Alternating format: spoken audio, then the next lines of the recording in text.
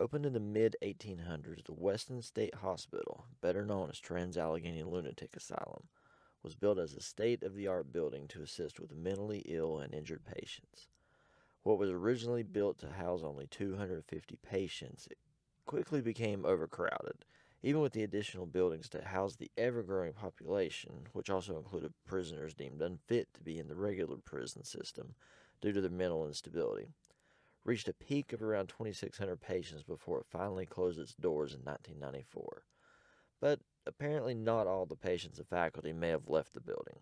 There are stories of shadow figures, ghostly voices, apparitions, and more all throughout the entire complex. They're told by visitors, current owners, and even the workers. One of the most well known of these stories is a young girl named Lily. What you might actually not know about this story encompasses not just Lily and her mother, but almost all the children of any pregnant woman who happen to have been born there.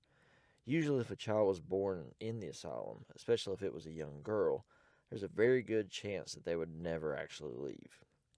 Many were considered to have the same mental illnesses of the mother, even if they're never even tested. Lily's mother, however, passed away during her childbirth, leaving the child with the staff who worked there at the time. She also unfortunately passed away there as well, at the young age of 9, with what is believed to be pneumonia. Now, in the room that's shown here, it is said that she will play with the toys that people bring and leave, as well as candy can disappear. Now, however, with all the treatments such as the electrotherapy, cold water hydrotherapy, and even the infamous lobotomies done here, it is kind of hard to say what else could actually be roaming the halls. But one of the darker stories is that one of the many murders that have also occurred in the building.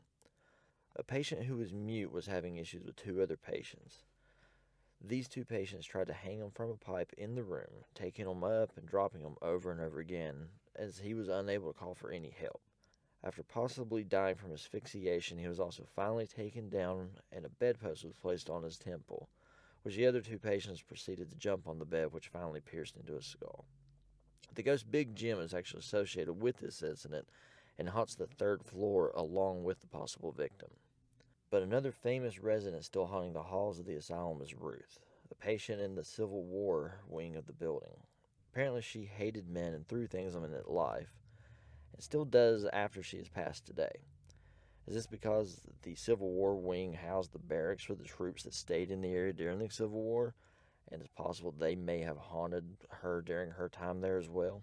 Trans-Allegheny has so much history, but you should hear some of the stories behind the prison that also housed one of FBI's most wanted.